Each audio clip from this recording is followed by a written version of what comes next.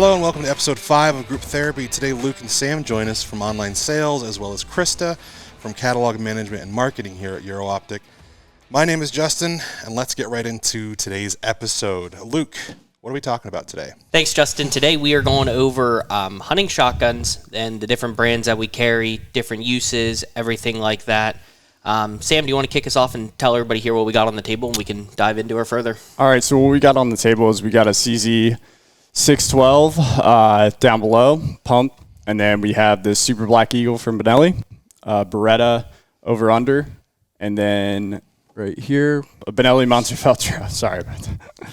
Alrighty, let's kind of start. We're going to start right off the bat here. One of our big sellers here. Let's go right into the Super Black Eagle. Super Black Eagle here, one of our top sellers. Kind of your do-it-all shotgun. I offer them here in 12, 20 gauge, and recently for this year, 28 gauge. Yep. Benelli just came out here with the 28 gauge, and Sam's kind of our in-house Benelli guy here. You want to dive into some more on the new 28 gauge? Yeah, so I mean the 28 gauge is new for this season. It's kind of designed guys looking for a lighter recoil, something that they can use for early season teal, lighter waterfowl ducks. It's something that's just not going to have a huge recoil, but it's going to be lightweight, easy to carry around, phenomenal shotgun using their same inertia system that really is what made Benelli, the brand they are, and kind of took them to the next level. And then putting it in the platform of the Super Black Eagle with the comfort stock, it really took it to the next level as another offering. So, absolutely. Yeah. Also new with them, the best finish. Can you kind of talk a little bit about that? Yeah, so the best finish is really, it's designed for guys that are, going to Alaska, hunting saltwater. It's 25-year warranty, so the treatment of it is basically it's going to withstand all the harshest elements, basically. So it's going to protect it through salt water, which is deadly to shotguns. People don't realize how much of an impact it can really make. You could go out one day hunting. If you don't clean your gun thoroughly with salt water, it'll be rusted, 2 days later, and then you'll have to buy a new shotgun. I mean, it'll ruin it. So the best treatment basically was just addressing issues for guys that want to go, hunt the harshest conditions and also hunt saltwater, which is going to be the hardest thing on your gun. Yeah, and currently only offered in black, correct? Yes, correct. Yep. So Super Black Eagle 3 here. Amazing shotgun. Another great offering from Benelli that we do sell a lot of is the Montefeltro. This is one of our 20 gauge Montefeltros, and Krista can kind of talk about this one here being as special as what this one is that the Montefeltro here has a shorter length of pull for shorter women, shorter guys, kids, everything like that. You want to kind of hit on that and the importance of that, Krista? So this one, with a shorter length of pull, it's easier for smaller statued folks, youth, women, to pull up. It is a lighter gun, but not like other lighter handling shotguns where you get a lot of kick to it. These have very, very minimal kick. You don't feel that recoil, and overall just great aesthetics, and it's a good price point. That's a huge thing, too, with Benelli's inertia-driven system, is that the recoil is eaten up massively in that inertia system, and especially with shooting a 20 gauge, it's a little pop cannon. Yeah, no. And these Montefeltros are really, they're designed for more of like a sporting field clay, and more versatile for like upland game and stuff. And they not necessarily designed specifically for waterfowl, but they're phenomenal shooting guns. Yeah, and that's kind of, with the Super Black Eagle, it's kind of your all-around workhorse because they offer 26, 28, and 30-inch barrels. So we're going to dive into the barrel length conversation here in different aspects down the road here, but same thing with that Montefeltro from Benelli. So Benelli owns Franchi. They correct? Yeah, so they're intertwined together inside of basically the Beretta group and everything. So yeah, they're using the same inertia system. They're just not getting all the same internals and the same stocks. But, I mean, they make some amazing shotguns as well. The Affinity, if you're looking for something that's not going to be, that $1,799 gun, $2,000 shotgun, it's the best alternative in my opinion, or one of my favorite alternatives. You're looking at price point right around $1,000 plus or minus. Yeah, $1,000 to $1,300 for their Affinity, for their camo with the Sika pattern. So And jumping into that Affinity, they also have the Affinity 3 Compact, which is another great youth gun. It's great for women. It has the higher cheek piece, so it is perfectly fit for a woman in a smaller frame as well. We sell a Has ton that of higher those tail. too. Yeah. We sell a ton of the compacts in those as well. Another gun we have here on the table is the Beretta 686. Very, very well built over and under. Beautiful engraving, beautiful wood on them. Same thing offered in 26, 28, 30, and 32-inch barrels with the 686s in pretty much all your standard calibers, your 12 gauges, your 12, your 20, 28, and 410. Great handling shotgun, 50-50 impact. We'll go into more of the impact detail here, the point of impact here on shotguns as well down the road. So that's an over-under that we're going to be talking about a little bit further. And then here, we just recently picked up CZ down the road here. CZ offers both semi, over and unders, and pump guns. Here today, we have one of the CZ 612s. And for the money and being able to have availability on the market, these pump guns are very impressive. Yep. Yeah. No, I mean, the big benefit of a pump is, the recoil system, you don't have to worry about as much failing. I mean, shotguns are just, that's something you have to deal with the elements. Yeah. It happens. That's with the pump guns, they're essentially no fail. Yeah. As hard as you can work it, you're going to be keeping feeding shells in it. And typically, too, your pump guns are more at a price point. Typically, your pump guns you see between $300 to $600. So it's a more affordable shotgun for a guy wanting to get into field shooting, wanting to go rabbit hunting, bird hunting, essentially, and maybe go shoot a couple rounds of sport. Getting your child his first gun. It's Absolutely. a perfect place to start. Started off with an 870, Remington 870, and I'm still shooting that 870 turkey hunting. Going up then, talking about the different types of shotguns here. Next one we're going to kind of dive into is the over and under. Over and under, get 2 shots compared to your pumps and semis, where Pennsylvania and most other states, especially for waterfowl hunting or turkey hunting, you have to have plugged at 3. So you got to plug your shotgun. So you are at a little bit of a disadvantage not having an extra one in the gun. But for me, I love the over and under. That's personal preference. A lot of guys love them. A lot of guys love semis. I love it, and especially with having like grouse hunting. I've hunted a lot of grouse here in Pennsylvania. Having that bottom barrel go first, especially on a rising grouse off the top of a flusher or off of a setter, or even pheasants, having that pheasant rising away, shooting that bottom barrel first and letting that recoil stay managed to come up for a second follow-up shot if needed is spot on with the over and unders. Semis, 3 in the gun, very reliable, especially once you start getting up into the Benellis, everything like that. And the benefit of running a semi, too, is recoil reduction. Is something that we've talked about here. We've hit on here a little bit before as well, is the recoil reduction of those semis. Barrel length. I know me personally, I'm a 26 to 28 inch guy, especially with hunting a lot of turkeys. I know me and Krista are huge turkey hunters here. Sam's our in-house waterfowl expert, guru, spends amount of time freezing his butt off in the Susquehanna River.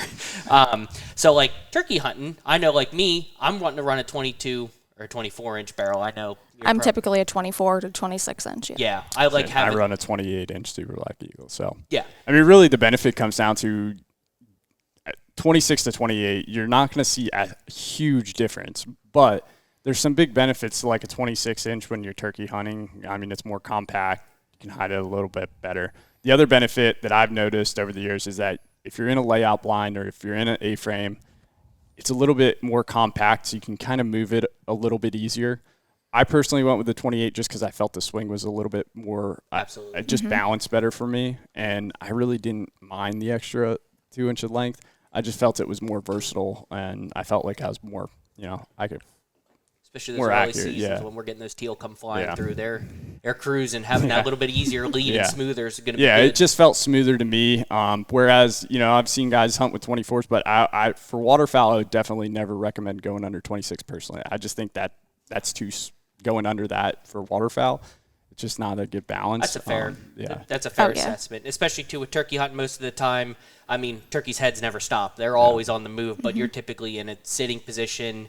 Call in, the birds are typically between 20 to 45 yards, which, I mean, now we're with the shot shell evolution and everything like that. We'll get into that a little bit further. But being able to, it's being about more stealthy because, I mean, turkeys have the best eyesight and hearing in the woods. For a kid or something, that's an exception that you'd go under that for like a waterfowl. But, I mean, for turkey, 26, 24. I mean, you can get away with a shorter bird. That's the best option in my opinion. Oh, absolutely. And same thing too is a lot of my guys are huge. A lot of my friends here are huge upland bird hunters. We do stock pheasants here in the state of Pennsylvania, and they run 24s and 26 inches. And it all depends too. Is if a big question that we get asked is, are you hunting behind a setter or a flusher? Where a setter, you can probably get away with that little bit shorter inch barrel because the bird, you're going to be a lot closer to that bird. Where you're hunting behind a lab or something as a flusher, that bird's going to be flushing at about 25, 30 yards. And that's the same goes. I run rabbits, so whenever you want that couple extras of inches of clearance, so you can get that lead whenever you're running your dogs, and you have the rabbit 5-10 feet ahead of them. So. And same thing too. And then going up into your longer barrels, your 30s and 32s, they're more. I mean, waterfowl guys. I know a lot of goose guys run 30s. Yeah, you'll find it more in sporting clay and competition. Yeah, that's more of a competition style shooting at 30s and 32s, just with. Essentially where the bird's coming, it's a lot smoother track, and you're not having to worry about clearing an A-frame or tree branches or anything like that coming in above you. Absolutely. Going into the gauges now. So this is always a fun one talking about is what's your favorite gauge? We get that question a ton. I'm really looking forward to this part. What's your favorite gauge? And I have been tried and true since day one. You hunt with a 12 gauge. That's what you do. You have more pellets, more payload. Yeah, if you can stand the recoil, you shoot the 12 gauge, and you shoot 20s. Yeah. But now, I mean, the evolution of shot shell, you have tungsten, bismuth, everything. I know you're a huge bismuth guy. Yeah, so, I mean, the big thing is I was always a 12 gauge guy, but there's reasons behind that for me. Mainly here in Pennsylvania, we get more geese than we do ducks, and we get large, big geese. So you're getting, heavier birds. It's late, so they're all fed. They're packed on weight, and you just need that extra. I feel that you need that extra, I guess, punch. But in recent years, I've kind of gone away from the 3.5s. Realize that you don't need that large shot shell, that heavier, recoil. You minimize the recoil, provides a better follow-up shot. But there is a huge, huge jump right now to 20 gauges. Yeah. So, and I would say kind of the old school 12s, you're running for geese, you're running for turkey. Yeah. 20s, you're running for even 12s for ducks. 20 gauges, you're running for pheasants, grouse, everything like that. And your 410 was just essentially your dove gun to get ready around Labor Day here to go out and get warmed up for the season. But now with the whole evolution of shot sizes and shot shells, absolutely. I mean, 20 is the new 12 and 410 is essentially the new 20. I mean, I couldn't believe it when I first was introduced around the whole tungsten thing. Took a friend of ours, kids, turkey hunting, and 30 yards dumped a turkey with a 410. And that was the same for me this season, opening day, youth day. We had a 6-year-old out with us, and he hammered a nice long beard with a 410 and with TSS, and it was fantastic. You couldn't have asked for a better day. Now we're talking about TSS, but TSS is very, very expensive. It's great if you are hardcore or for turkey hunting where you're only shooting 1 or 2 shells a year. You take it out and pattern it because you're looking at $50 for 5 shells. Yeah. And even the evolution in lead shot too as well. I mean, the companies out there, Winchester, Federal, everybody like that is making incredible lead shot too, like the Winchester Longbeard XRs, and their heavy pheasants that they're running now too. Their pheasant XRs that they're making, which is essentially the Longbeards just into a pheasant shell, are just absolutely incredible how they pattern out of these shotguns that we have. 410s, I have never really played with a 410 now until we started getting better shot shell out there, and they just continue to impress me with the industry, the way that it's going, everything like that, especially like if you have a younger kid that wants to get... It's a perfect first gun for a kid to shoot. Yeah, if you want to get into it, where before it was, well, here's a 20 gauge and you're running 3-inch hot loads. Yeah. Just to try to knock something down, where now it's like, all right, here's a 410 that's a lot more manageable. And I would say, too, a lot of the times it's a shame because with the evolution of all these shotguns, it kind of took the 16 gauge away. Yeah.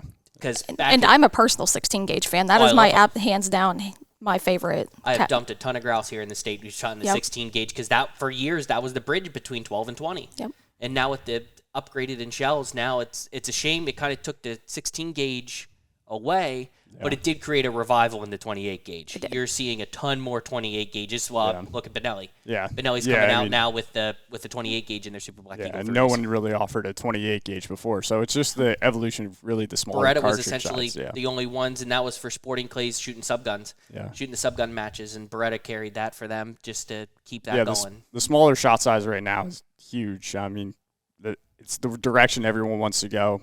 We get more calls for 20 gauge for waterfowl or anything, just 20 gauge turkey. It's really been the hit for the past 2 years. We've seen a trend where it's just, the smaller shots is what people are looking for right now. And just for reference, so like with tungsten, it comes in number 9 shot, which number 9 is one of the smallest BB sizes made. Number 9 tungsten has the same density as number 5 leads. So for turkey hunting, a lot of like your medium-sized ducks, 4s and 5s, is what everybody did. Where number 9s, you're getting twice the amount. You're getting like 500 pellets compared to 250 pellets. You're almost doubling the pellet size with the same knockdown kinetic energy at 50 yards if you're using the 18 cc per gram. I mean, there's other companies out there. That's one thing you got to watch with tungsten is there's some that are out there that are 15 cc, which is similar to the old Federal heavyweights, or 18s are the heaviest. And so you got to keep an eye out on that as well. But going into the whole shot size conversation is to matching up the type of target you're shooting versus shot size. So like a lot of guys that are out hunting doves, 8s, 9s, small pellets, a lot of pellets, high payload. You don't need very many pellets to knock down dove or break sporting clays. So typically between 7.5 to 9s is you see more in a sporting scenario dove hunting. You get into your number 6s and number 5s.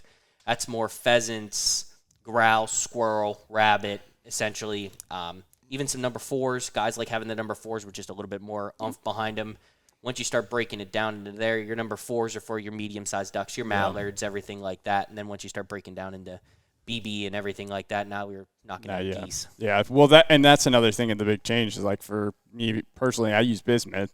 I switched over about a year ago or 2 years ago, and you're using a smaller shot size. So I use 2s and 3s for geese, and then you can use like 5s and 6s for ducks. I mean, but it's all different choke, different shot size, and the way that they, way the choke and the combination works together. But it's definitely, there's some new avenues of like those shot sizes are kind of changing at the same time. Yeah. I was going to say, awesome segue. Let's get into choke tubes. Choke tubes, pretty standard sizes. What comes with most shotguns and easy to find. You have skeet, which is their cylinder, skeet, improved mod, and then full, extra full. Cylinder is just essentially protecting your threads. There's no constriction. Skeets are normally .005, working your way up. Turkey hunting, shooting, passing ducks. Turkey hunting, shooting, passing ducks. Turkey hunting, typically you're shooting extra fulls or going even tighter on constriction. Yeah. Like I know with me, myself, out of my 12 gauge, I'm running a .665 constriction. So, and talking all this new shot, that's something that's very important that we stress a lot is pattern these guns, is different choke tube combinations and different shot. It's like just like shooting rifle long range and tuning your loads is that I've had loads that I've shot out of my guns that have been incredible, and I've had loads that if I fell out of the duck boat, I don't even think I would hit the water when I fell out. It's very important to tune your loads and everything, and especially with the tungsten and bismuth. One thing too is guys think, okay, let's really tight because I want that really tight pattern, but because it's not deforming as much as lead, you got to be very careful of not over constricting. I ran into that when we got into the whole 20 gauge thing. Is over constricting it, and then your pattern just flies apart. It's really tight at 20 yards, which is shooting a rifle. Not necessarily something you want. You want a good medium ground, but having that good constriction mix. So turkey hunting, you're looking at extra fulls.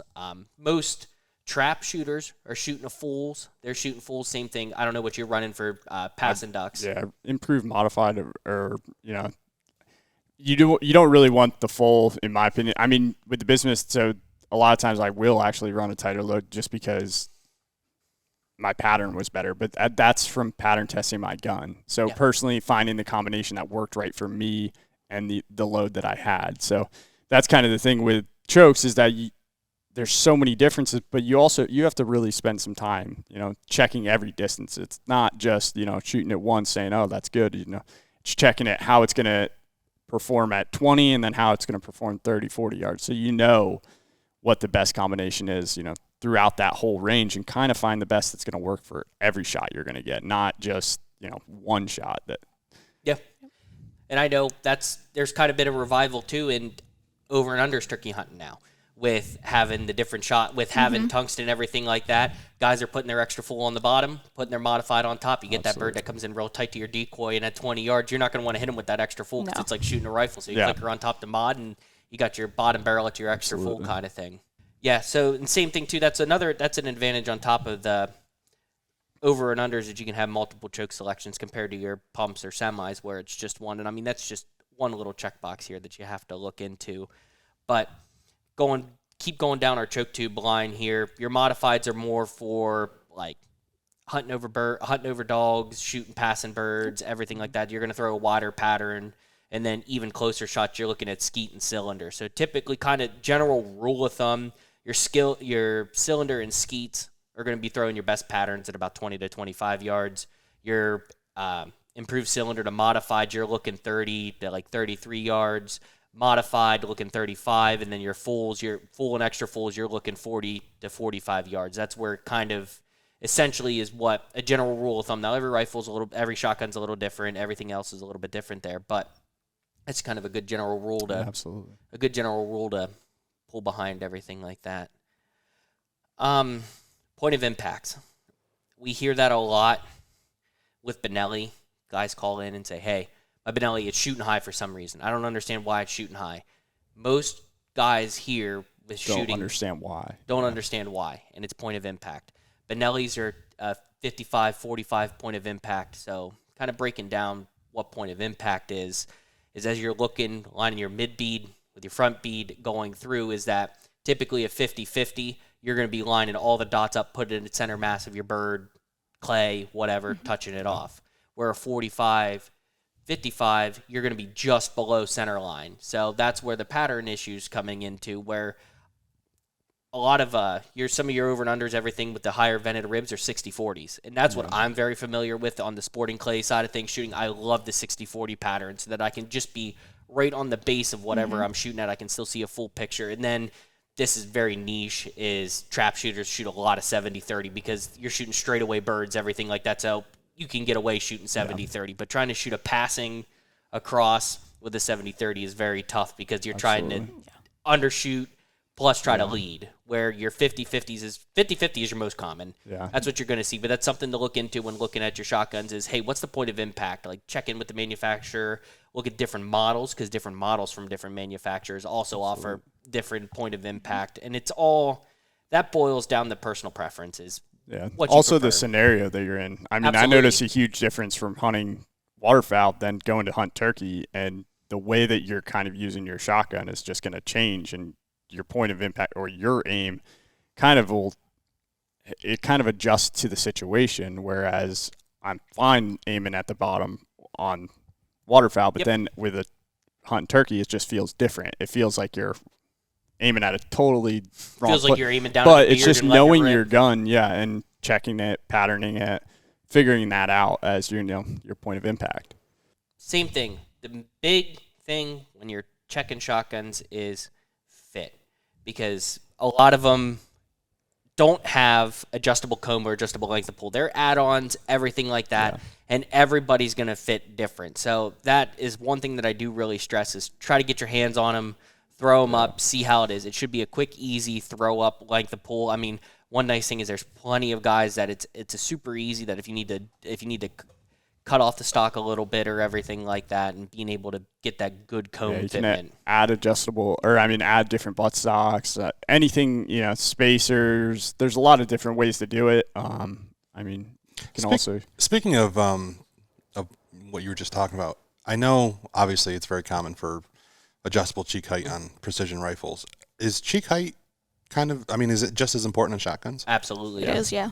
Absolutely. Yeah, you just don't see as many people that are going to move around and play with it, just because people, buy what they have off the shelf, and they're not used to, they don't understand that how much a fit can make a difference is really the thing. And generally speaking, not to cut you off, no, you're good. But a woman's cheekbone is higher than a man's. So in younger kids, youth models, you want something with a higher comb. Yep. So I personally steer towards either youth models or specific women's cut. CZ, their Sterling line has an excellent higher comb. Are there shotguns with adjustable comb height? Absolutely. Yeah. Yeah, so like the Super Black Eagle, you can remove this and add different pieces inside that'll have a different And same thing with comb. the butt length of pull. They have spacers and everything like that. Gotcha. It's more common on your competition shotguns, like your guys that 6.8. are custom fit or something along The those 694s from Beretta are very common to have adjustable comb, adjustable cheek, because you see it more in a sporting clay trap field. Yeah, absolutely. You're just not going to see them probably like you would a Precision with all the little knobbies and stuff. You're just going to get a hard swap out piece in your stock. Or it's going to have an Allen key, and it'll just be spacers, the little washers that you pop in, kind of like how the Manners Precision stock is. You have the spacers going up in there and everything like that. Gotcha. But no, that's an excellent point. Excellent point there. Keep going into interchangeable chokes.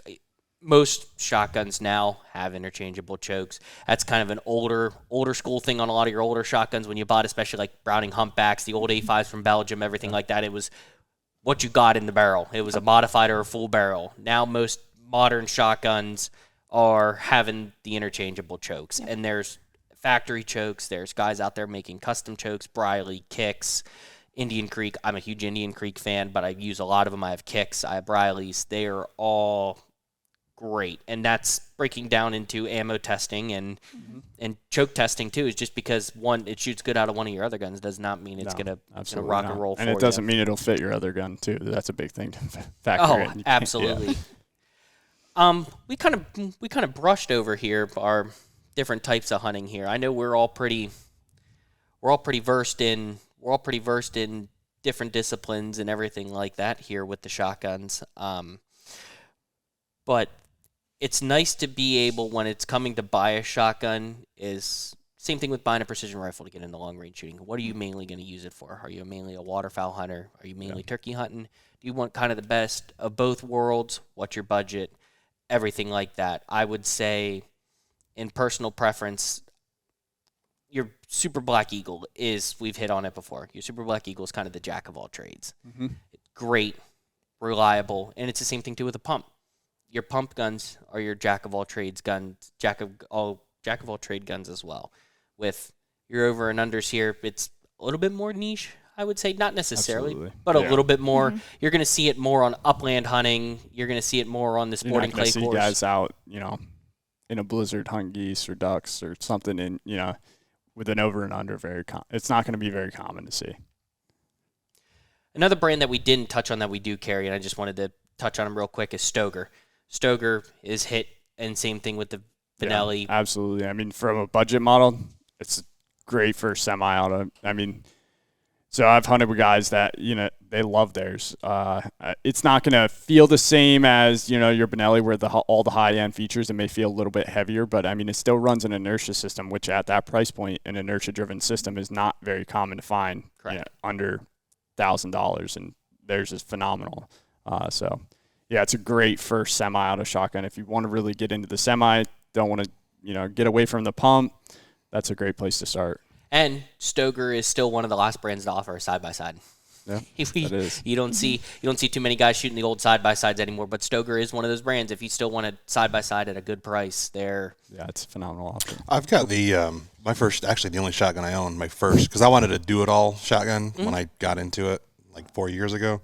I actually picked up the Stoeger P3000 model, 12 gauge. Yep. And I'll tell you, it kicks like a mule. Yep. It hurts so bad to shoot that thing. So that's the big thing about the inertia system is so when you look at a gas recoil system, it's going to eliminate some of the recoil because that's what the gas is doing. Whereas an inertia-driven system, you're using that recoil to actually cycle the gun. So it's actually going to hit harder. Mm-hmm. And that's what Benelli focuses on the comfort stock system is the way that it impacts into your shoulder and the direction of it. So that's kind of the science behind their stock and why it's so important to it and the difference it makes in comparison to some of the other inertia-driven guns. They hit hard. Yeah, I mean, and that just plays on to you getting what you pay for. I Yeah. mean, you're going to spend a little more money. You're going to get something, like you want to get that Benelli, a nice high-end Franke. Yeah. They're going to be a little more expensive, but they're worth the price because they don't kick so hard like that Stoker does at a budget level price. It's the same thing too. I still turkey hunt with my 870 and original bottomland mossy oak. It's nostalgia, but I tell you what, when you grab that trigger, you know you got a handful of something on the other end compared to shooting a Benelli where it's like, oh, I'll shoot that 3-inch tungsten and it's awesome compared to getting kicked by a rented mule with that old 870. But it is a huge upgrade, and that's what you're seeing here with the Benellis and everything else. And that's a lot to go back to, like with kids, is like putting a kid in this first shotgun, like the recoil is going to be a huge factor to that. Absolutely. Like you can't scare them. They have to be able to handle it. I remember being 12 years old and not using the right shotgun and hit my shoulder pretty hard. And it just makes it, it makes a big difference. But for some people, I grew up in a family that's all we did was hunt. So I was kind of more used to it. But like somebody who's getting it, that can be a first, that can ruin their whole first experience hunting. And then they can never be comfortable around a shotgun again, having like the Montefeltro lines where you can get them in a compact stock and then also in a full stock that the kid can grow into. That's a huge way to, introduce them into these shotguns, but keep it at, where it's comfortable for them. And also in the 20 gauge, less recoil, more comfortable behind the gun. It's a better experience. 3 of the kids I pheasant hunt with, that's what they're running. It's the Montefeltros, and they have weight and forward. As soon as they get a little bit bigger, then they can pull that full length stock on there. Absolutely. And it's the same thing too. Is everybody got Granddad's H&R single shot? That's another brand. That's another type of shotgun we didn't talk about with single shots. But there is no recoil system. It's literally hammer, firing pin, shell, out the barrel it goes. So you are getting the brunt of everything, and you see it putting a 3-inch shell in Granddad's H&R. You're gonna feel all of it. Now, not saying single shot shotguns are great, especially Stevens is out there. There's a couple other brands out there that are offering single shots that have a little bit better stocks. There is a little bit of cushion in that stock, but still, you're gonna see. It's still going to be more felt recoil over an inertia-driven system, or even an over and under. Over and unders do a very good job with their systems to help try to keep all the recoil here in the action and not going back off. And essentially, too, is we've been talking a lot about Benelli's inertia-driven system and their Comfort Tech stock, where Beretta offers the kickoff system, which is very similar to Benelli's. And that would be your other high end. That's goes right on top of Benelli. With the Super Black Eagle, their A400 series is going to be phenomenal. Absolutely. That's top end of, a waterfowl, do-it-all gun, the A400 Explorer, Ultimas. The kickoff system really eliminates a lot of the recoil and the direction of the recoil, but it's those guns, they feel a little bit heavier, but you got to realize there's a lot more parts inside of the gun, and that's where the weight's going to be added. But it's definitely a do-it-all.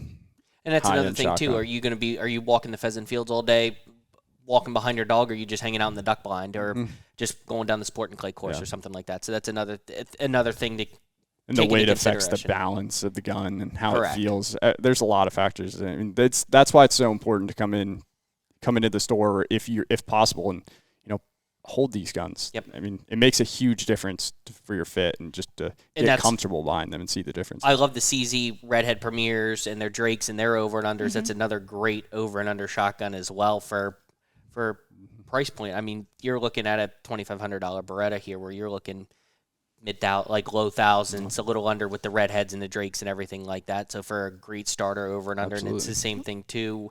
Same thing too with Franke is. They're right around that budget. They're right around, not necessarily budget, but a little bit of a price break there for still getting a great shotgun. Yeah. Going into another conversation we get, this is mainly for turkey hunting. And I mean, some guys do like them. Aim Point makes one that mounts on the rib is red dots and sights on a shotgun.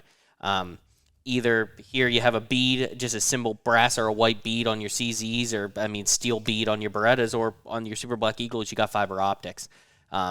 And same thing, too, is looking at mainly see your red dots, mainly in a tactical setting, or turkey hunting guys like having the red dots for turkey hunting. Absolutely. I know there's a couple other guys that really like having those aim points out there on their ribs for... Yeah, that's a new thing. I mean, I'll be honest, most people, you're going to see them try to add a Picatinny rail or a Weaver rail or something that they can mount it back. Even Burris offers their speed bead, so you have it back here. I never saw it till our owner it's put it inside on his. So it's inside of your shims. So really having it out here though, on the rib, I haven't seen that as much. Obviously we have some guys here that do it, but it kind of creates a better field of view, more out in front of you. You don't have to be down so much on your gun, even though that you should be.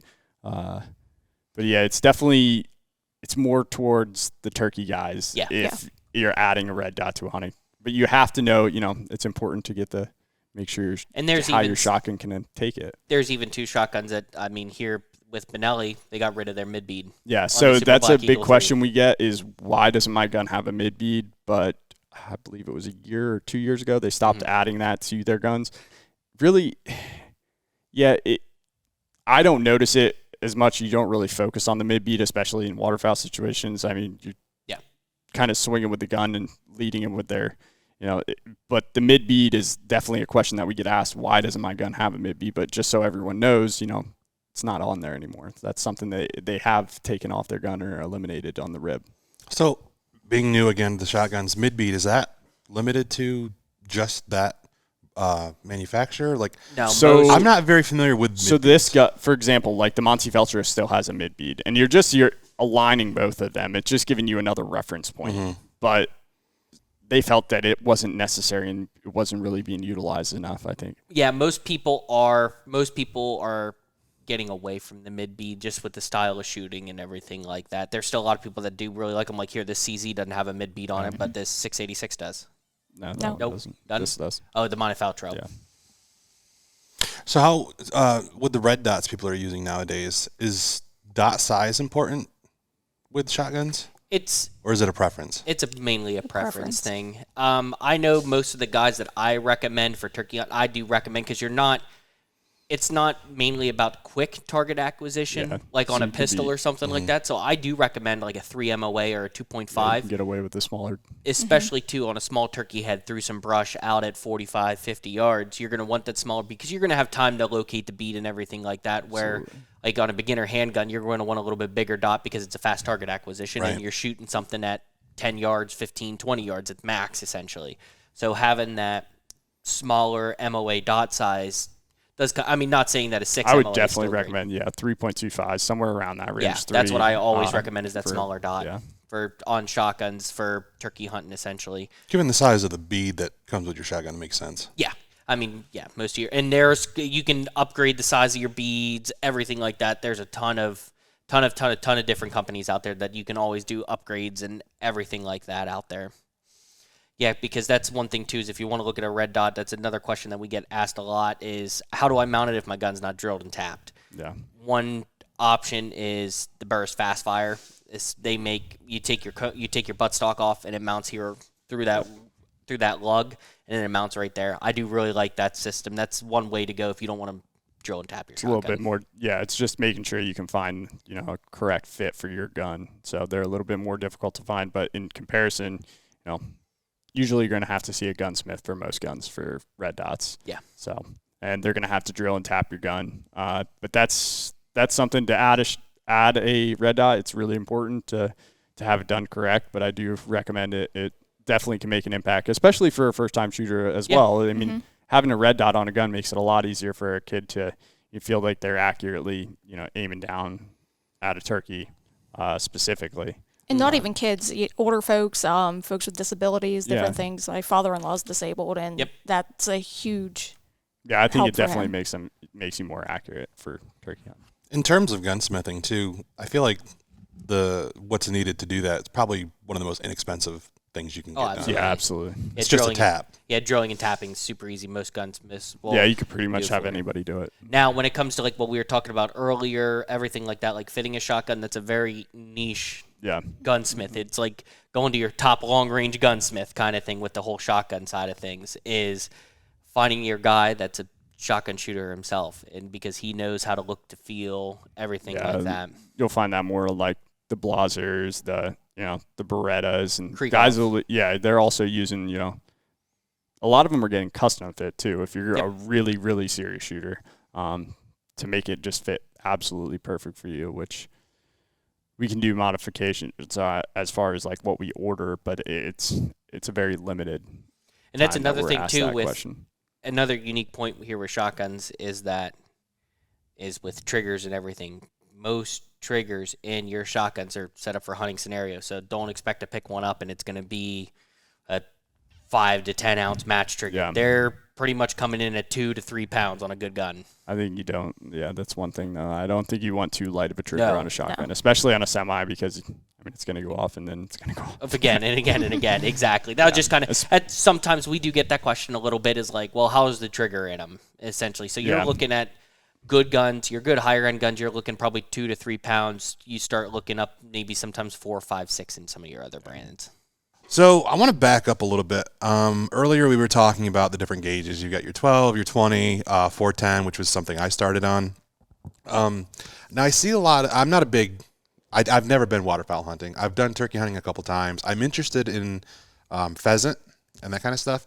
So I have a lot of questions with this, and I don't have a lot of experience. And the first thing I want to ask is, when it comes to turkey hunting, pheasant hunting, all these different hunting applications, are all of those going to warrant a certain shotgun? For example, is there a better shotgun for pheasant hunting, whether that be a certain gauge, semi-automatic, pump? Can you kind of walk me through, are some shotguns needed for certain things, or can you kind of just use whatever you want and whatever's comfortable? So personally for me, for small game hunting, your rabbits, your pheasants, your grouse, your woodcocks, overland bird, I like an over-under, a side-by-side, or a pump. Those are my top 3. I personally would not use a semi-auto in either of those situations. Now, granted, I am a 16-gauge self-proclaimed queen over here, so that is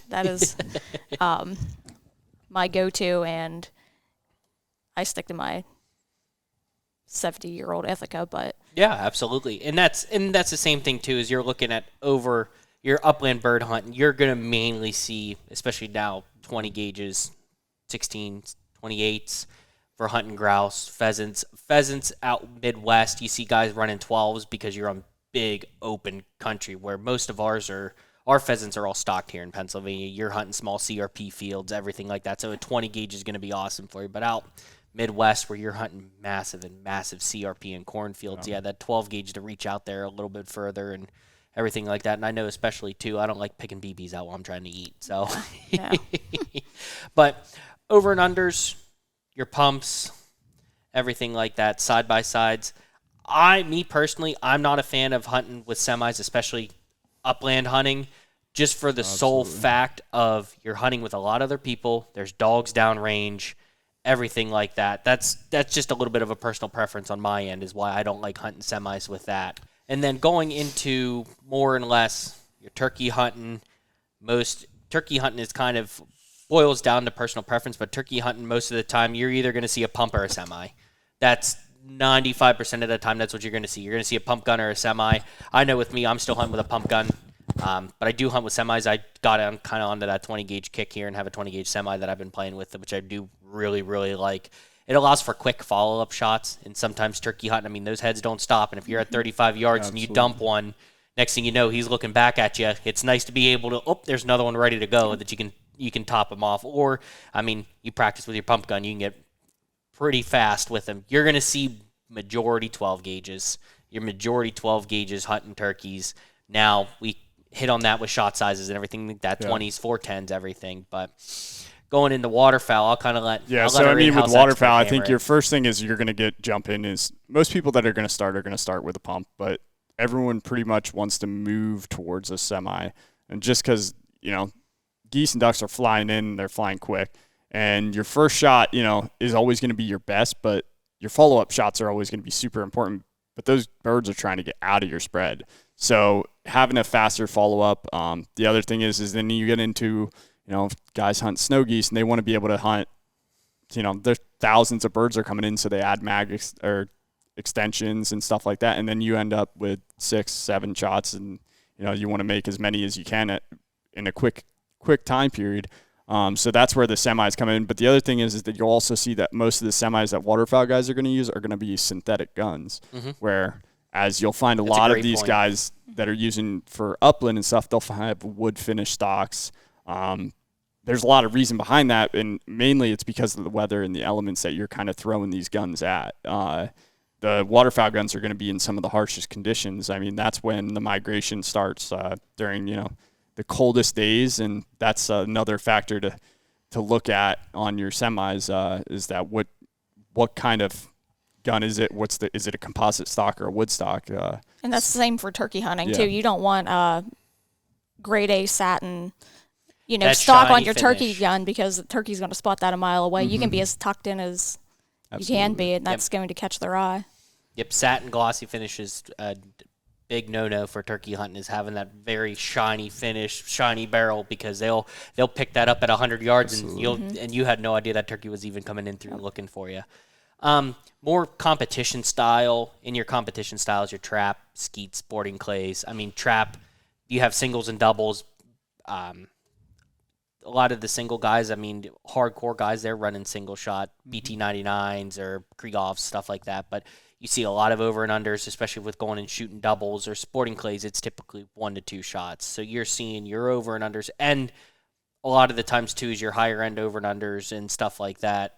And even semis now, you're going to have all that adjustability, like we were talking about earlier. That it's probably mainly majority over and unders in those competition settings, but there's still a lot of semis. You see more semis on the sporting clay course compared to trap. Trap's single shot, over and under. Sporting clays, over and under, single shots. Not so much pump, just because of if you're shooting 2 birds, they're coming out, especially on a true pair, So true pair, both birds come out at the same time shooting sporting clay. Report pair, bird A goes. Once you break bird A or shoot, bird B goes. So on your true pairs, it's normally happening pretty quick. So you want the reliability of an over and under. Squeeze the trigger once, bottom barrel goes. Squeeze it again, top barrel goes. Or on a semi, same thing. Boom, boom again. But there's different. Most of the time shooting sporting clays, it's going to be 12s. You're shooting target loads, low brass target loads.